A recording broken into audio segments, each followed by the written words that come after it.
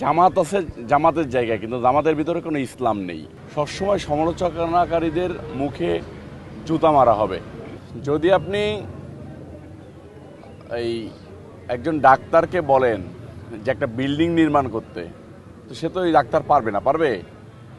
তো যাদের ভিতরে ঈমান নাই তারা মানুষের ভিতরে মুনাফিকি কথাবার্তা বলে বিভিন্ন সময় বিভিন্ন রকম বিভ্রান্তি পরিস্থিতি তৈরি করতে চেয়েছে।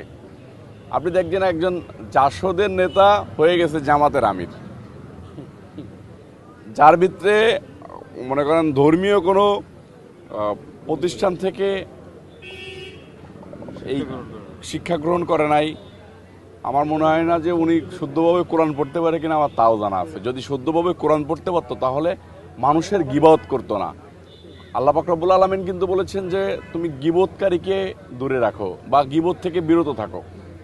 তো যারা গীবত করে তারা তো মুসলমানের খাতায় পড়তে পারে না। জামাতে ইসলাম এর নেতাকর্মীদেরকে আপনি মিন করে বলেছেন যে জামাত আলারা এইসব কথা বলে। জামাত আছে জামাতের জায়গায়, কিন্তু জামাতের ভিতরে কোনো ইসলাম নেই। ইসলাম থাকলে মানুষেরকে গীবত করে এরকম কোনো কথা বলতে পারে না। তারেক রহমান সাহেব আসবেন কি আসবেন না উনি কিভাবে জানেন? তারেক রহমান তো আসছেন। তারেক রহমান তো বাংলাদেশের সর্বপ্রথম ফ্যামিলি কার্ড এই কড়াইল বস্তি থেকেই শুরু করছেন। হতদরিদ্র মানুষের জন্য তো এই ফ্যামিলি কার্ড। তো যারা এইসব কথাবার্তা বলে নিজেদেরকে ইস্টাবলিশ করতে চেয়েছে তাদেরকে জনগণ প্রত্যাখ্যান করেছে, এবং তারা যে কটা আসন পাইছে সেগুলাও মনে করেন যে বিভিন্নভাবে মেকানিজমের মধ্য দিয়ে, যেটা আপনারা জানেন যে যেমন ধরেন এই যে নাহিদ ইসলাম, তারপরে হচ্ছে যে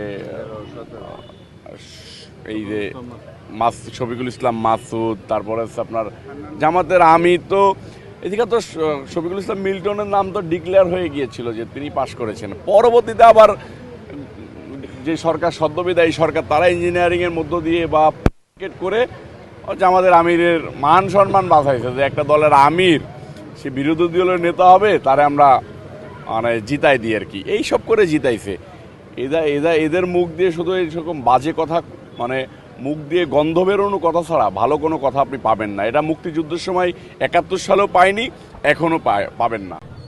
দেখেন ফ্যামিলি কার্ড, তারেক রহমান সাহেব যখন বাংলাদেশে এসে বলছে আই হ্যাভ এ প্ল্যান, তখনই